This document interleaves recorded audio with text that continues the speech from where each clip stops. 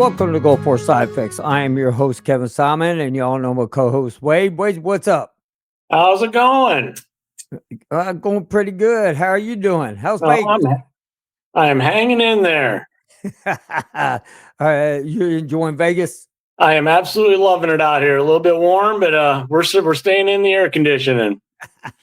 All right. So tonight's topic, in which is preparations for war. What does it take to be prepared for war? I'm not talking about getting your home ready for you to leave and your family. I want the military side of it. And a lot of it is because we talk a lot about shots. And me and Wade have really, touched on the anthrax vaccine. And we touched on a lot of things because I do know, and he knows that some people did and some people did not get the anthrax vaccine. I know for a fact at one point, from what I heard through our medical, was they only had 40,000 in supply at that time, but more was coming. So I was like, well, let's see what is do they authorize for all of us to be prepared to go to war. And so, have you done your homework? Because I sure have. I've been studying all week for this. Oh yeah, and I'll tell y'all the really cool thing about all this is that on from what I've done and from what I've seen, we're all almost the exact same on these, but except for the Afghanistan. So I broke it down. So tonight we're not just talking about just Desert Storm. We're talking about Desert Storm, Iraqi freedom. Anytime you go to war, all the way to Afghanistan, and the preparations, what it would take now. Now would be a whole different ball game. And I'll explain that towards the end of the program. And so going out on deployment, I guess that's y'all call it deployment. I don't know what y'all call it. Y'all just call it going over there and jumping out of a damn airplane, right? It'd be a deployment. Yeah. Okay.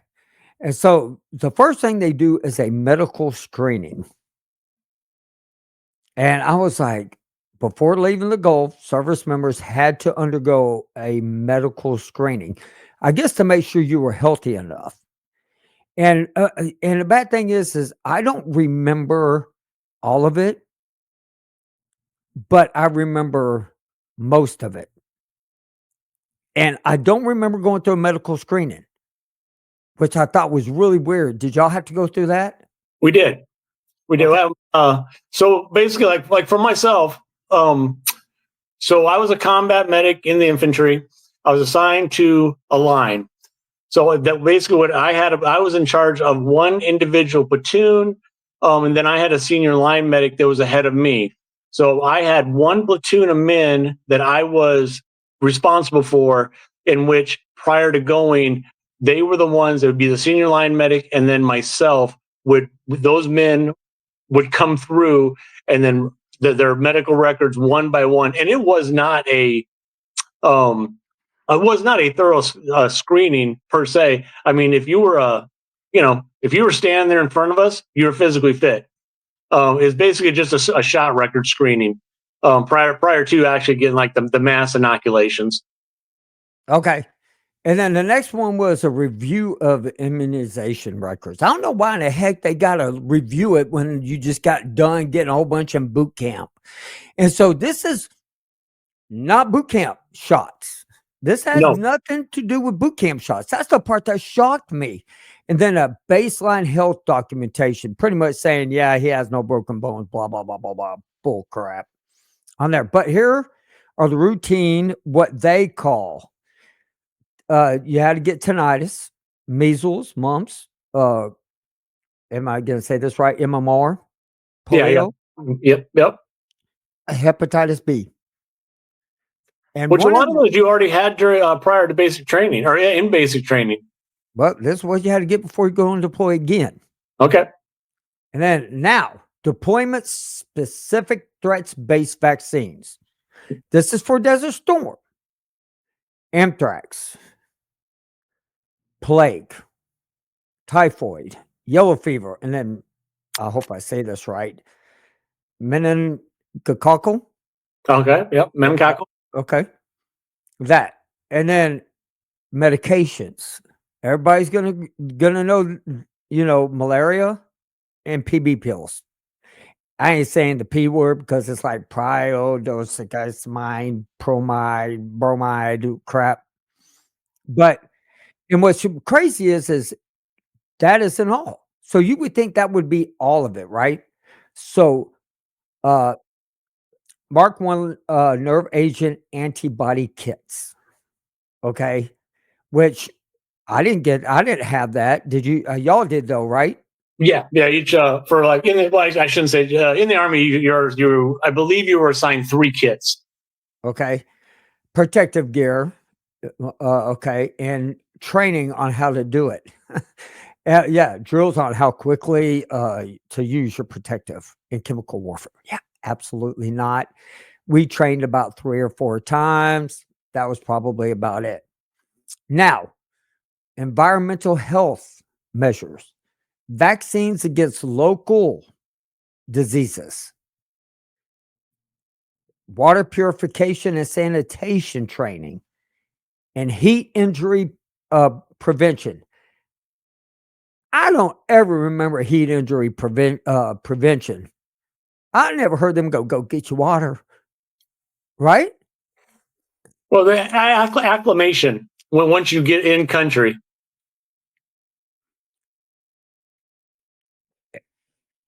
After you get into country. Yeah, they're it's typically a 2-week acclimation process, is what they say. So it's your body to get acclimated to the climate you're in. When you're going from 80 to 90 degree weather to 110, 120 degree. Perfect example this week. Back home in Iowa, it was 90 and humid. I come out here to Vegas and we hit 115 degrees. Huge difference. Oh yeah, yeah. I mean, but whenever I was in, I never once heard them say, "Hey Simon, it's going to be 118 degrees when we get out there." I don't remember any of that BS, man. I don't remember them saying none of that stuff. Yeah, no, I just remember them saying hot. They weren't lying. Oh yeah. I definitely remember. Now, it's really funny because as I kept going through this, because I have my little handy clip up over here. So for Iraqi freedom and Afghanistan veterans, this right here was like, so I thought our list was pretty long. So tinnitus, measles, polio, uh, influenza, and I hope I'm saying this right, varicella. That means so for chicken pox. Okay. So if there's no history of chicken pox, you have to have that shot. Now, that's not a one-time shot. That's a 2 shot. And so hepatitis A and B. Now, let me tell y'all the reason about the hepatitis A and B vaccines, why we have to take them. Because the Vietnam group, as I got older, they didn't have the vaccines back then, and a lot of them had hepatitis, some form Right. of hepatitis. A lot of them did. And they really, it was a lot of veterans did.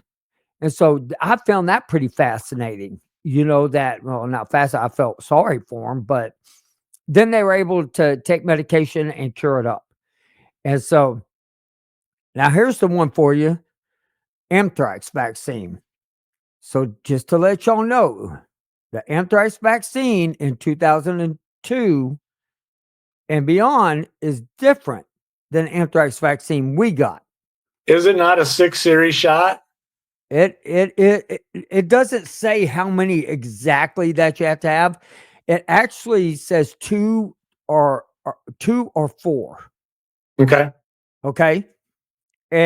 But it says, whenever I looked at it and I was studying it in 2002, when the Fifth Circuit Court of Appeals in Washington, D.C. said you are no longer to experiment on any on any more veterans or active service, I should say, active service anymore because of the anthrax they gave us. Okay. Unless it is an environmental emergency. And that's where we're going to go down. We're going to talk a little bit more about this. So, and then there's smallpox vaccine, typhoid, meningococcal vaccine. I hope I'm saying that right. Rabies, pre-exposure exposure series. Why? Why did they? In case they got bit by what, a rat or a dog? Sure. Japanese. I cannot say this word. So anybody from Japan, I really apologize for this. Japanese encephalitis vaccine. And so I don't know what that is. It's for long-term rural deployments into Asia, is why you have to have it.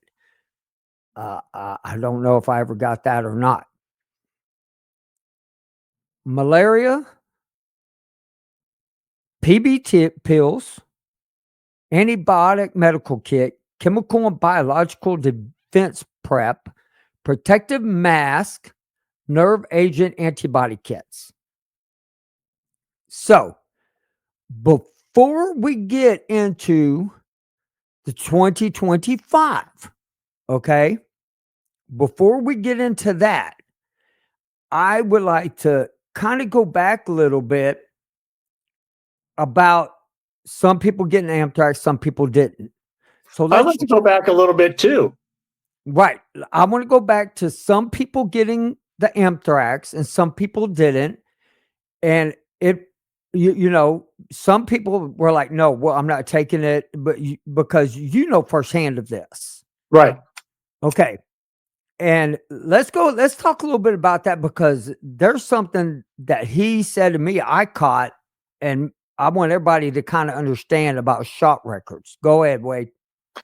Okay, so, and I mean, I wish I had that list here in front of me as well.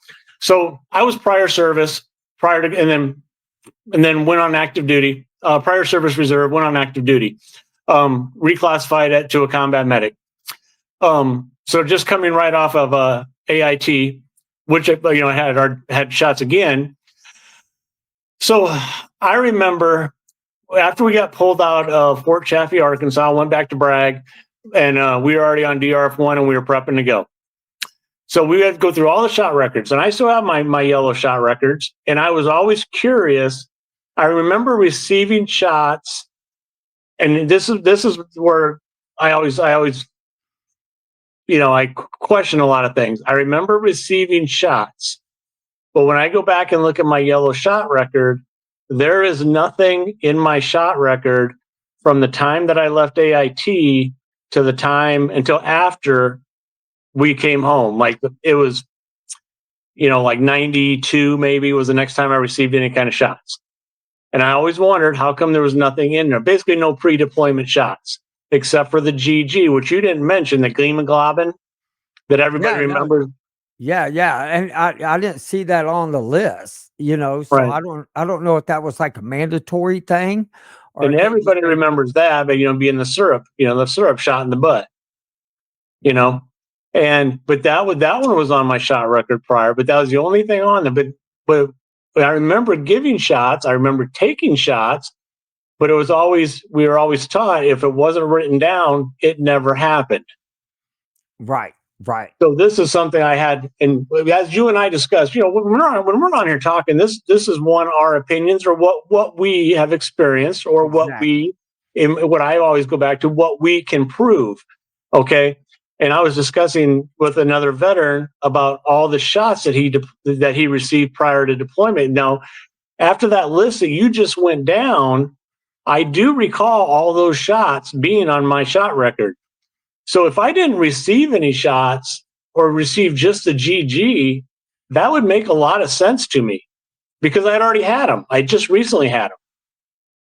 Right. Like Okay. your plague and your typhoid and your meningococcal and everything, except for the yellow fever. I might have received that. I might have received the GG, but I did not receive, just going off of I remember receiving a few shots. I don't know how many.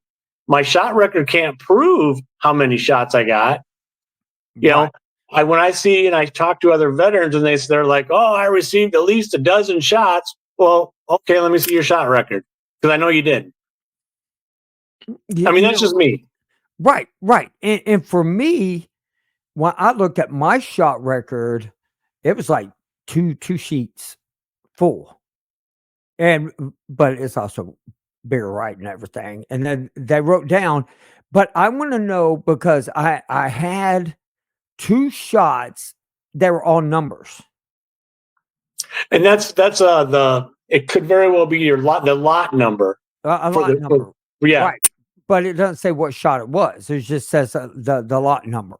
I guess right. that's what it is. And so but I do remember a couple of them hurt like hell, Yeah, and GG don't feel good. no, well, no, not at all, not at all. And so, if you go back and you look at your shot records, okay, so and me and Wade really got into this conversation because this was brought up last week.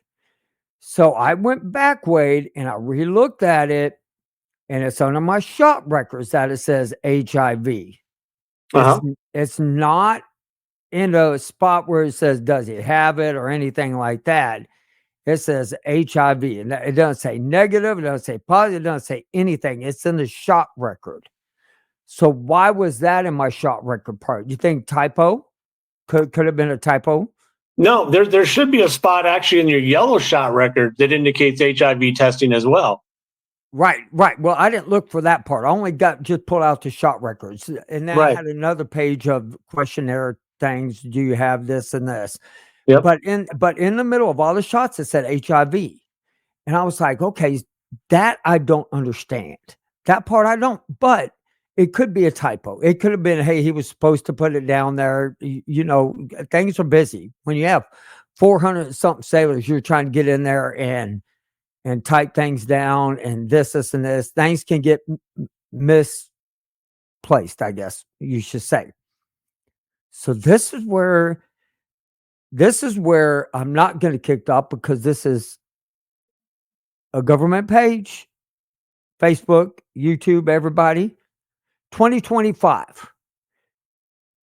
is really I'm more curious about 2025 than I am any of them because that one I was like, oh, okay, so it's all the same: the measles, mumps, polio, meningococcal, tinnitus, everything, and then polio booster. You got to get a booster.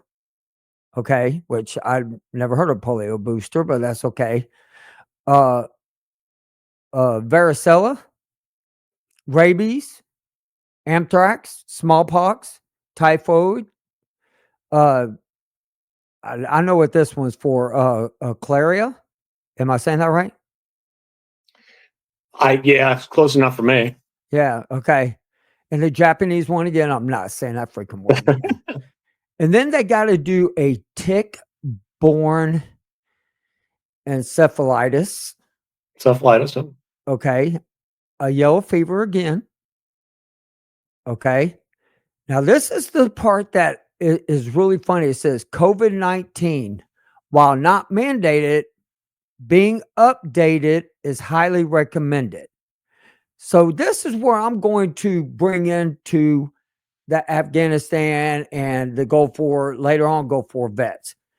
Their asses were kicked out if they didn't take an experimental drug. That's where they were able to bring in saying because it was an emergency vaccination, that's why they were able to use it. Okay. Right. And so I was like, okay, well,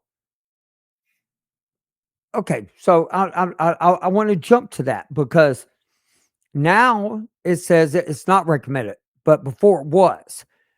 That one I believe is going to go back and forth. And I don't believe that you should have to take anything at all that is experimental. And that's my opinion. This is my opinion and my opinion only.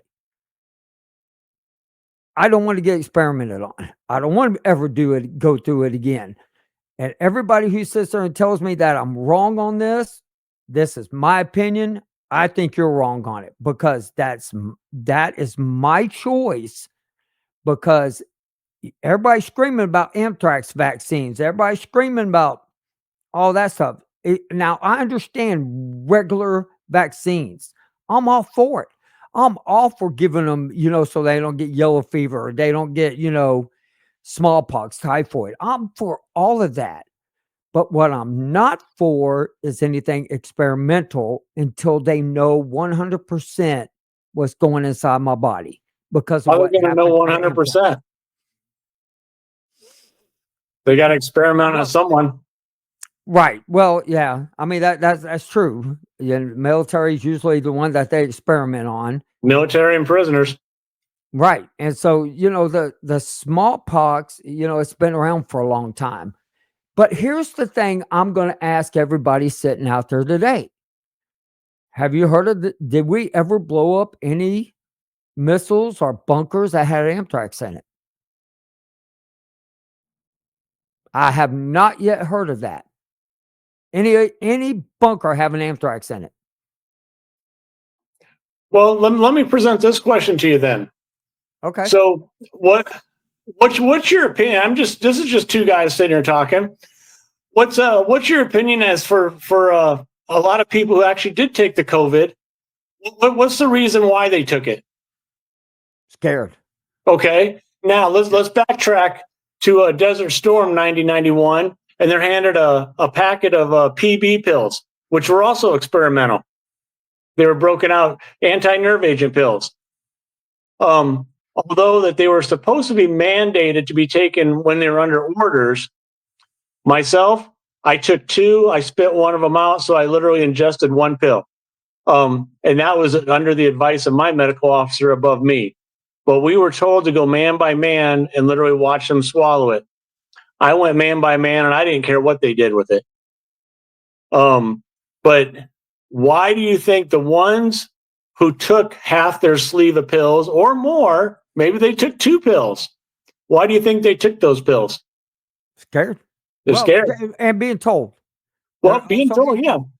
I mean, it's one thing being scared. It's one thing being you're about to go to work and you're gonna take them. You should trust every bit of what they inject into our body.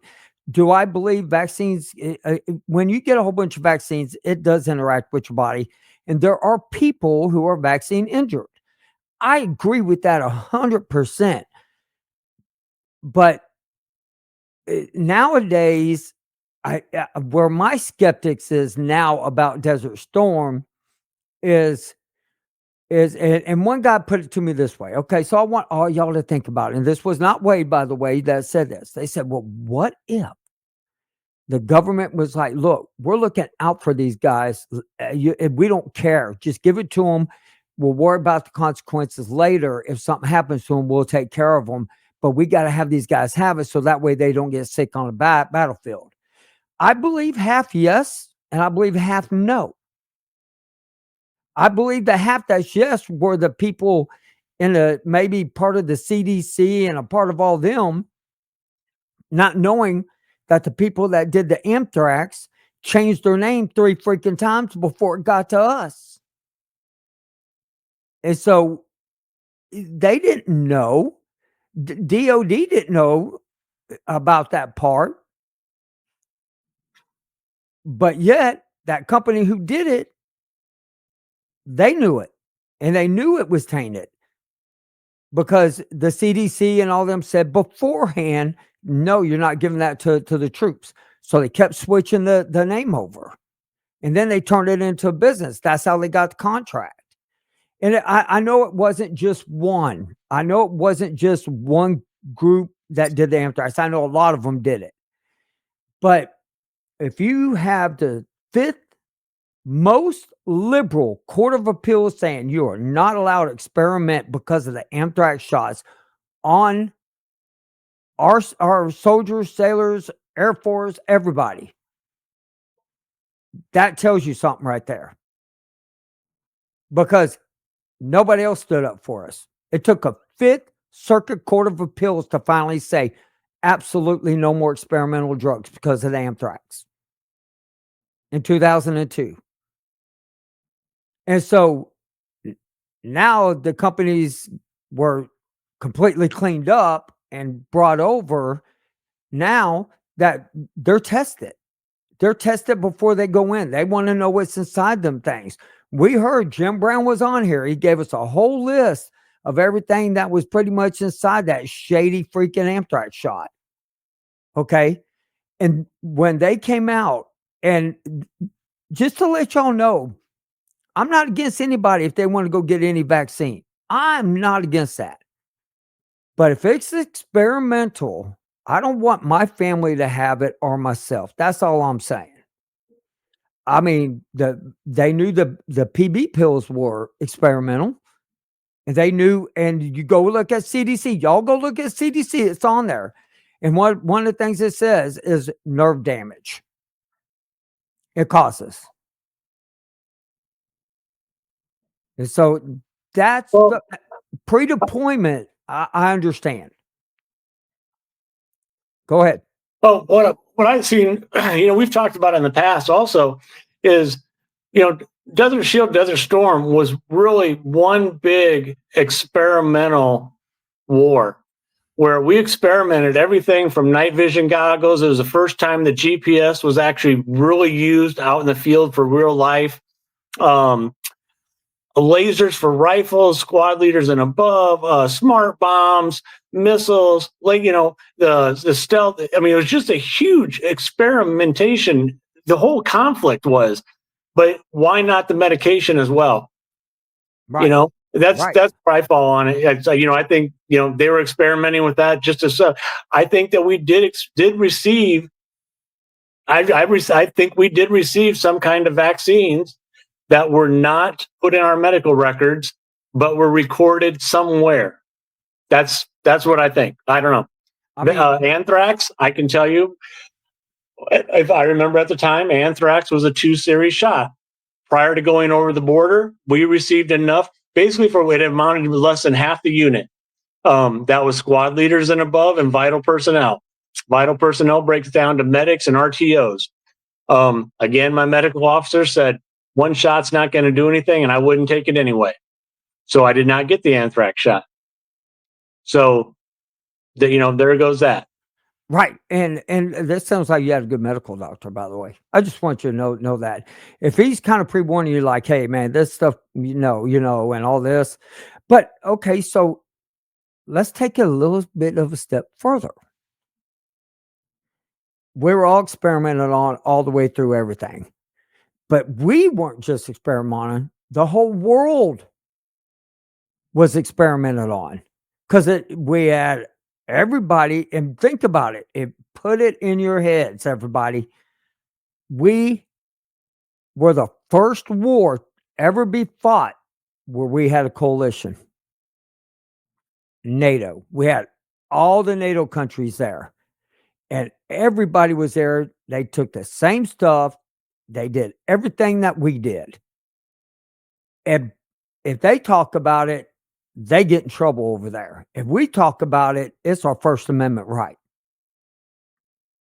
And that's the sad part about this world today, is that we can't all come together and say, hey, you know what?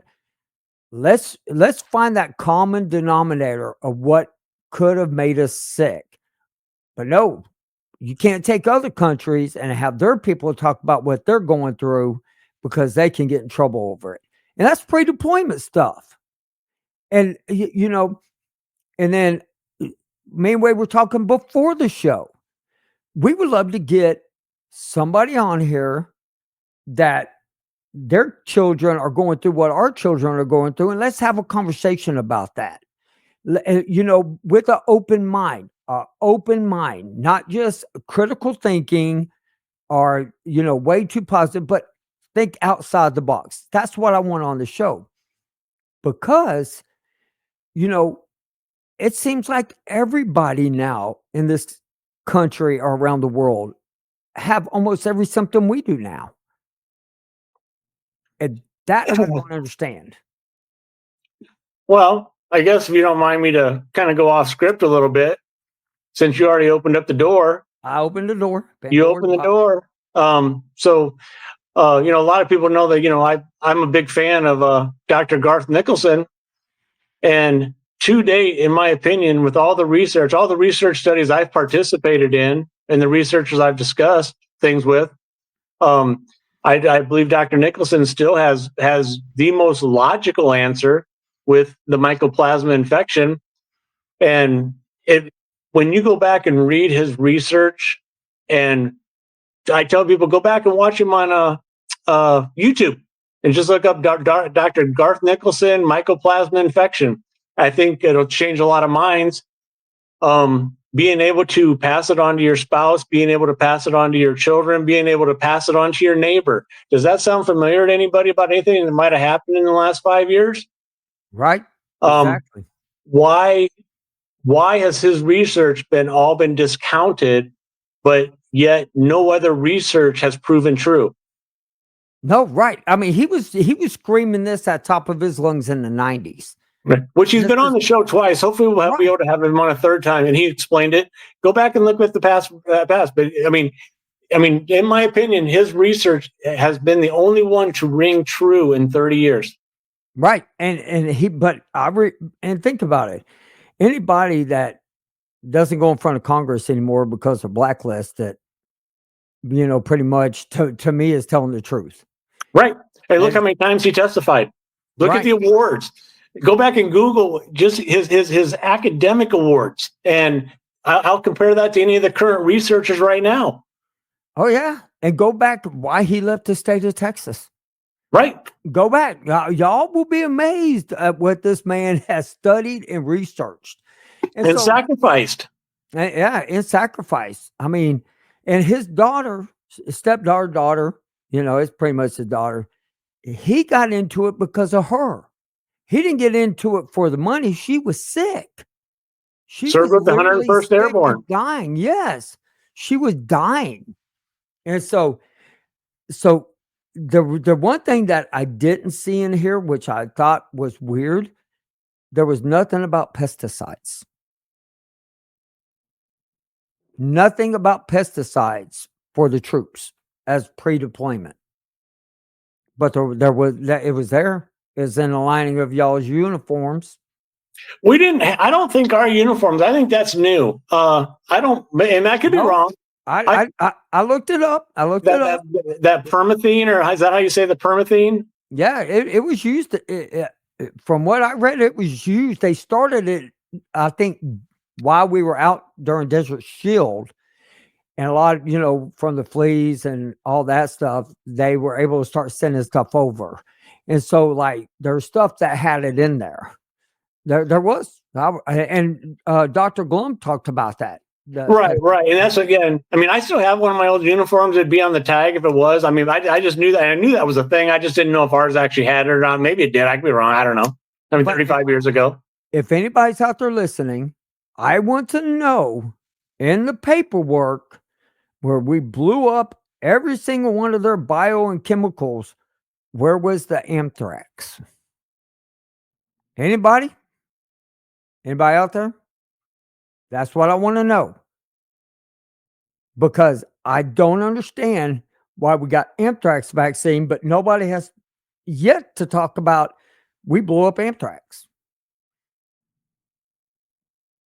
And the other thing is I did hear people saying that a large, I don't know if it was the Marines or somebody, but they took Cipro before they went out there.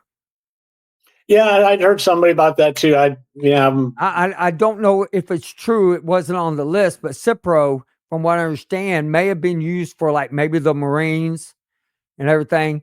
But there was nothing. There was not. Dude, the one thing they should have put on this damn thing was like rain gear, for all the oil spewing on them poor guys. And so and they probably didn't pack that. Yeah. I was like, man, poor guys, they need umbrellas all around all the oil rigs. Yeah. But so that's what we want to talk about. What was the pre-deployment? What do you have? What does it take for the military to get you ready? So you think about how many shots we got before we went out there, and how many of us were out there? Over 600,000?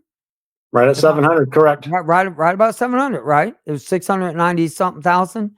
So think about how many shots overall that they had to get ready and do to get us prepared for a war. And but where I do commend the military, and I commend the military, I don't blame any of the military people. I don't any of the high ups or anything like that. I don't blame any of them. My commander, nobody, for anything that's ever been done, because they went through exactly what I went through at the time I went through it, just like you did.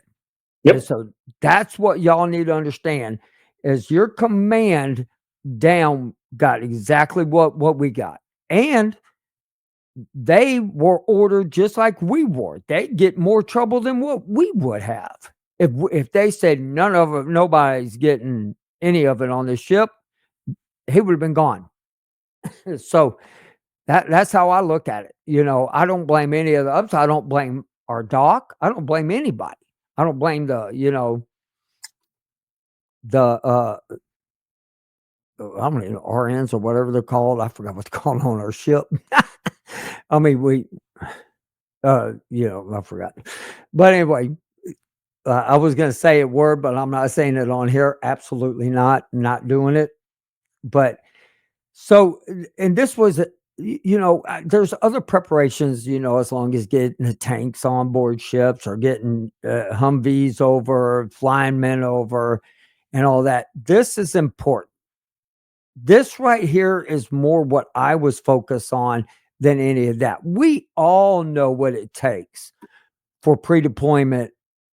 But anytime you leave out on a ship, y'all know, pack your, chutes. Y'all got to do it right. But when it comes to war, what was their responsibility to make sure what happened to us today didn't happen back then? Well, and did they correct the problem? No, I don't. Well, I don't. I no, I don't know. We won't know because it's still and counting on how many Iraqi veterans and all them, burn pits. No, no. I just, we don't know about the Afghanistani vets yet. We don't know what's going to happen with them. It's still in. What was it? I looked it up one day trying to see, and they said that there was no account yet. And so, just like I guess it would take 35 years, 30 years and plus. But we can thank the Vietnam veterans for us.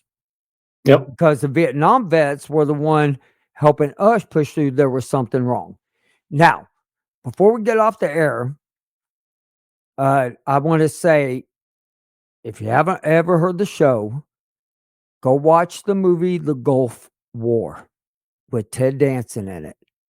Because I'm telling each and every one of y'all, that explains a lot. It does for a lot of guys who came home. That explains a lot. If you want to go look up, y'all go also look up all the hearings that have been done on C-SPAN. You can pull them up on YouTube. Just type in Gulf War and C-SPAN, and there's a buttload of them. There's a buttload of them, and listen to what they talk about. And also, I'm going to tell y'all, your health. Your health is the main thing. Wade will tell you this also. Get on a better diet. Do it while you're in your 50s now. So in your 70s, you wish you would have done it. And then you can play this back. 20 years from now, all y'all can play this back, hearing me going, oh, I wish I would have done it in my 50s. Start exercising, taking care of yourself. And I'm not talking about them hard workouts. I don't go to a gym. Ain't no God's green earth they gonna watch my ass work out. I go buy one every day. I pass it up in my truck.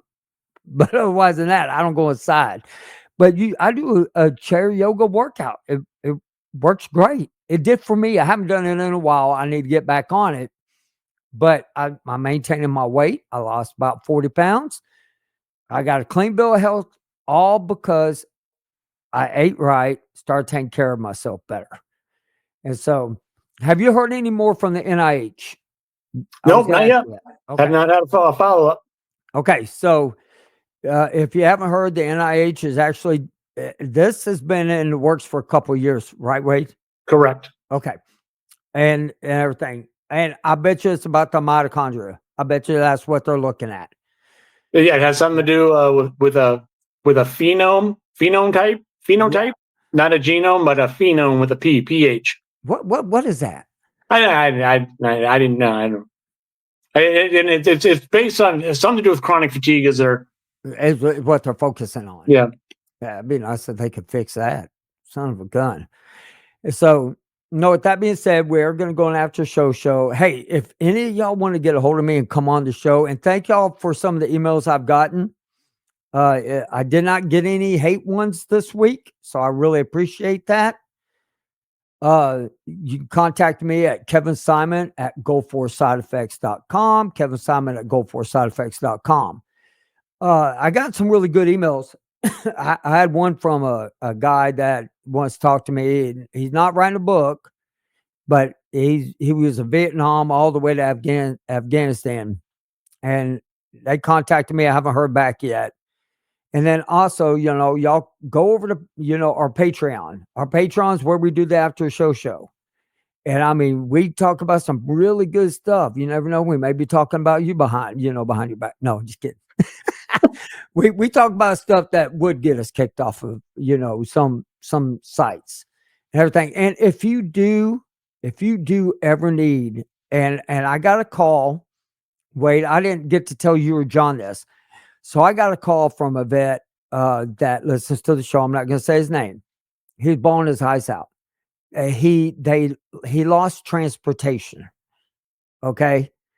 And he was like, Kevin, man, he goes, I don't know what I'm going to do. I said, here, this is exactly what we're going to do. So he got a hold of his senator and his congressman. And I believe he's back on to where they're going to shuttle him back and forth to his appointments. But if you have a serious problem, please text 838-255 to Crisis Hotline. Okay.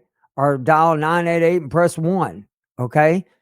Guys and gals, please, don't let it get to the point, if you need to get a hold of VA and you have questions about your claims, 1-800-827-1000. But I prefer this one up here is, I got to take this one down. Son of a gun. What did I just do? Okay. Kevin Simon at GoForSideEffects.com. Get a hold of me and I'll try to get you in touch with the VSO officer in your area. I'll help you look up the phone numbers. I don't have a problem. Wade will too. Yep. And John will too. All of us will. But y'all go check out Patreon. Y'all go over there and click on it. Watch after show. And I did get this question, and it was from a group out there. I'm not going to say who they are, Navy. And I'm a bosun mate, but they sent me a nasty message. And it was about, well, you're soliciting money. I was like, no, I'm not soliciting money. They were like, well, why do you have Patreon? I said, well, Patreon's for the after show. It has nothing to do with our podcast. It's strictly this. I said, come watch it tonight. And she goes, well, I'm going to make sure you never get to put on our stuff on our thing. So just to let y'all know, we don't make any money. We're not doing this for money. We're here to help each and every one of y'all. And trust me, I cut hair for a living. I'm fine. And Wade, looks like you got a haircut. I'm going to need one there. And we're going to talk about that in after the show. So everybody, we will see y'all next week. I appreciate you, Wade, for coming on. Appreciate y'all for listening. Have a great night.